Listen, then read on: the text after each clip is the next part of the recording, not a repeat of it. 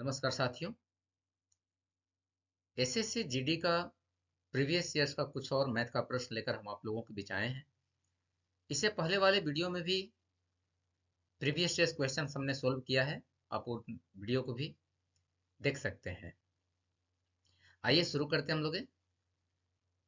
प्रश्न कहता है एक लंब वृत्तीय बेलन का व्यास 14 सेंटीमीटर है। बेलन का व्यास आपके पास दिया है 14 सेंटीमीटर, ऊंचाई दिया है 2 सेंटीमीटर। इसके वक्र पृष्ठीय क्षेत्रफल और संपूर्ण पृष्ठीय क्षेत्रफल का हमको योग निकालना है। पहले तो एक हम लोग बेलन बना ले। लंब वृत्तीय बेलन है। बेलन इस ढंग का एक आकृति होता है जिसमें 3 बीमा होता है। 3D आप इसको कह सकते हैं। ये इसका त्रिज्या है। हालांकि इसमें व्यास दिया हुआ है 14 सेंटीमीटर। अगर ये पूरा व्यास 14 सेंटीमीटर का है तब ये त्रिज्या आपका कितना हो जाएगा? व्यास का आधा 7 सेंटीमीटर का। और ये आपका ऊंचाई दिया हुआ है। ऊंचाई इसमें है 2 सेंटीमीटर का। यस। अब हमें इसका वक्र पृष्ठीय क्षेत्रफल, आप जानते हैं वक्र पृष्ठीय क्षेत्रफल को हम लोग कर्व सरफेस एरिया कहते हैं ना। वक्र पृष्ठीय क्षेत्रफल कर्व सरफेस एरिया। और संपूर्ण पृष्ठीय क्षेत्रफल ये होता है टोटल सरफेस एरिया। दोनों का हमें योग निकालना है। वक्र पृष्ठीय क्षेत्रफल का फॉर्मूला आप जैसा कि जानते हैं 2 पाई RH होता है। और संपूर्ण पृष्ठीय क्षेत्रफल का फॉर्मूला, वक्र पृष्ठीय क्षेत्रफल में इसका ऊपर वाला और ये नीचे वाला दोनों जो वृत्तीय सतह इसके एरिया को हम लोग जोड़ लेते हैं तो ये होता है 2 पाई R स्क्वायर। देखिए जी, सब में से 2 पाई R को कॉमन निकाल लीजिए तो 2 गुने 22/7 गुने R। R कितना है हमारे पास? 7 सेंटीमीटर। अगर हम इसको कॉमन निकाल लें तो बचेगा क्या? यहाँ से बचेगा H का मान है 2। यहाँ से बचेगा H का मान है 2। और यहाँ से चूंकि 2 पाई R कॉमन निकल गया है तो सिर्फ बचेगा R का मान कितना है? 7। ये 7 से ये 7 कट जाएगा। वैल्यू कितना मिल गया हमको? 2 गुने 22 गुने यहाँ 7 2 9 2 11। इसको गुना जोड़िएगा तो 11 आ जाएगा। अब आप इसे इकाई अंक पद्धति से बना सकते हो। देखो, गुना करने की हमको कोई जरूरत नहीं है। पूरा 4 ऑप्शन है, इन 4 ऑप्शन में से देख लेंगे कि इकाई अंक पद्धति किसमें लग रहा है। यहाँ 2 और 2 गुने 2 तो 4, 4 गुने 1 तो कितना हो जाएगा इकाई अंक उसका? 4। इसलिए इकाई अंक 4 कहाँ पर है? यहाँ। ऑप्शन नंबर 1 हमारा सही है। कैसे बनाया? इस 2 से इसके इकाई अंक को गुना कर लिए और 2 गुने 2 तो 4 हो गया। अब इस 4 से इस 11 की इकाई अंक को गुना कर लेंगे तो कितना मिल जाएगा हमको? 4। इसलिए ऑप्शन में जाएंगे। 4 इकाई अंक कहाँ पर था? 484 में। ऑप्शन नंबर ए हमारा सही है। बढ़ते हैं अगले प्रश्न की तरफ। यहाँ कहता है एक शहर में भालू की जनसंख्या प्रतिवर्ष 3% की दर से बढ़ रही है। यदि शहर में वर्तमान भालुओं की वर्तमान जनसंख्या 21,218 है तो 2 वर्ष पूर्व भालुओं की जनसंख्या कितनी थी? देखिए जी, प्रतिवर्ष 3% की दर से बढ़ रहा है। इसका मतलब हुआ अगर वर्तमान जनसंख्या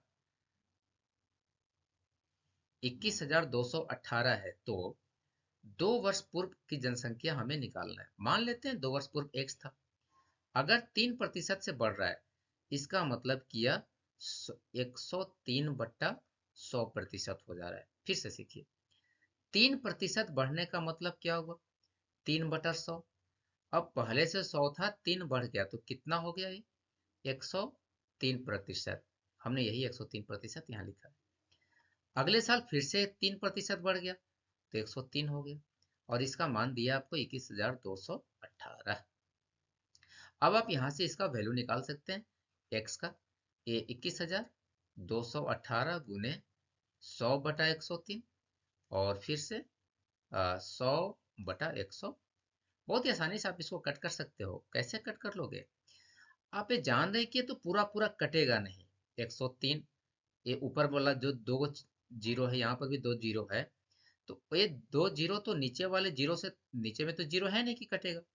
तो हम वैसा ऑप्शन पर सीधा चले जाएंगे जिसमें 4 जीरो है। देखो यहाँ पर कोई भी जीरो कटा, ऊपर नीचे में कोई जीरो नहीं कटा। इसका मतलब कि हमारे पास ऑप्शन में जाना है और चुनना है 4 जीरो वाला ऑप्शन। कौन सा है? Option number 3। देखो काउंट कर करके भी बना सकते हो, लेकिन अगर गणित हमको या सॉल्यूशन हमको बिना गिने हुए, बिना कैलकुलेशन किए हुए निकल रहा है, सिर्फ एक अनुमान लगाकर, तो क्या ऐतराज है? हम उसको बहुत आसानी से बना सकते हैं, राइट? तो हमारा आंसर कौन सा आएगा? 20,000। बढ़ते हैं अगले प्रश्न की तरफ। यहाँ कहता है एक्स ने कुल 180 रुपये में 40 पेंसिल खरीदा। बढ़िया जी। आगे 180 रुपये में 2 दर्जन पेन खरीदे हैं। पहले क्या कहा? 180 रुपये में 40 पेंसिल खरीदे हैं। 180 रुपये में 2 दर्जन पेन खरीदे हैं। एक पेन और एक पेंसिल के मूल्य का अंतर ज्ञात करना। कितना आसान है, जरा देखें। बनाएंगे इसको कैसे? हमें दिया 180 रुपया में 40 पेंसिल, तो एक पेंसिल का दाम कितना हो जाएगा जी? 180 बटा 40। भाई इसको 20 से काट लेना, इसको भी 20 से काट लेना, 9 बार में 9 बटा 2, मतलब 4.5 रुपया हो गया एक पेन का दाम, पेंसिल का दाम। और एक पेन का दाम कितना हो गया? 180 बटा 2 दर्जन पेन खरीद रहे हैं आप, तो 24। इसको जब काटिएगा, ये 12 से कट जाएगा, 12 दूना 24, ये भी 12 से कट जाएगा 15, तो 15 बटा 2 मतलब 7.5। अब हमसे पूछा कि एक पेन और एक पेंसिल के मूल्य का अंतर। भाई 7.5 में से 4.5 घटा लो, 3 रुपया हमारा मूल्य का अंतर हो जाएगा। ऑप्शन नंबर सी हमारा फिर से एक सही जवाब के रूप में आ रहा है। बढ़ते हैं अगले प्रश्न की तरफ। यहाँ कहता है ए वेतन का 45% भोजन पर खर्च करता है। बहुत बढ़िया। एक व्यक्ति है जो अपने कुल वेतन का 45% भोजन पर खर्च करता है। आगे वह अपने वेतन का 5% वृद्धाश्रम में दान भी करता है। बहुत बढ़िया जी। इसका मतलब यहाँ जो कुल खर्च हो गया वो 45 और 5, 50% तो उसने खर्च कर दिया। आगे वह भोजन तथा वृद्धाश्रम पर कुल 28,500 रुपया खर्च करता है। तो ए की आय क्या है? देखिए जी, उसने कुल खर्च किया कितना? आइए पहले हम उसको निकालें कि उसने कुल खर्च किया कितना किया। खर्च किया कितना उसने? पहले 45% भोजन पर और 5% वृद्धाश्रम में, तो 50% तो खर्च किया। और यही खर्च तो दिया है ना भोजन और वृद्धाश्रम पर कि 28,500 रुपया उसने खर्च किया है। तो अगर 50% बराबर 28,500 है, तो वेतन तो हमेशा 100% होता है। तो 100% का मान कितना? 50 का मान इतना, तो 100 का मान इससे ठीक दुगना हो जाएगा। 28,500 में आप 2 से गुना कर लो। क्यों 2 से गुना करेंगे? क्योंकि यहाँ पर आप 50 का दुगना है ना 100, इसलिए इधर भी दुगना कर दिए। 57,000 रुपया आपका सही जवाब है। ऑप्शन नंबर 2 आपका सही जवाब है। यस, ऑप्शन नंबर 2, 57,000 रुपये। बढ़ते हैं अगले प्रश्न की तरफ। यहाँ कहता है ए एक पेंटिंग को 12 दिन में पूरा कर सकता है। ए एक व्यक्ति है जो किसी पेंटिंग को 12 दिन में पूरा कर सकता है। गुड। बी उसी पेंटिंग को 8 दिन में पूरा कर सकता है। बहुत बढ़िया।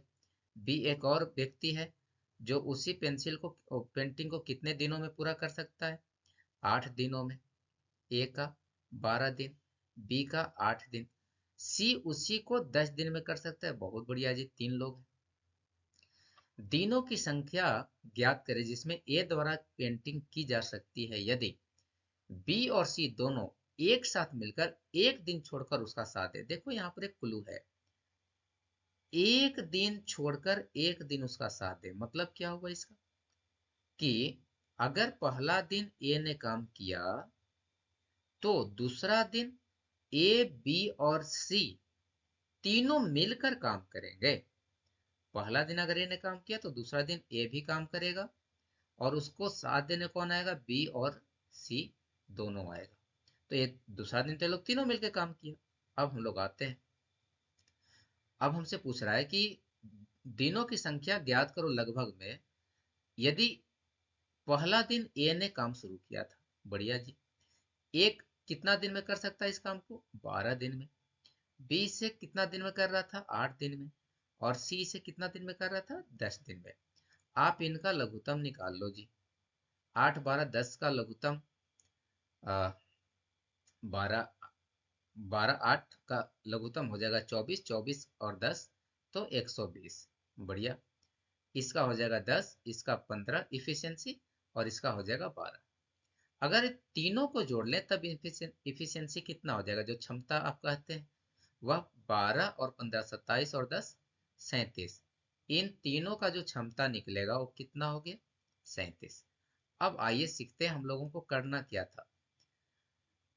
हमसे बोला है भाई साहब पहला दिन ए को काम पर लगाना है, और फिर दूसरा दिन ए बी और सी तीनों काम पर लगेंगे, तो इनका कुल क्षमता कितना होगा। ध्यान रखना, ये 2 दिन का निकल रहा है।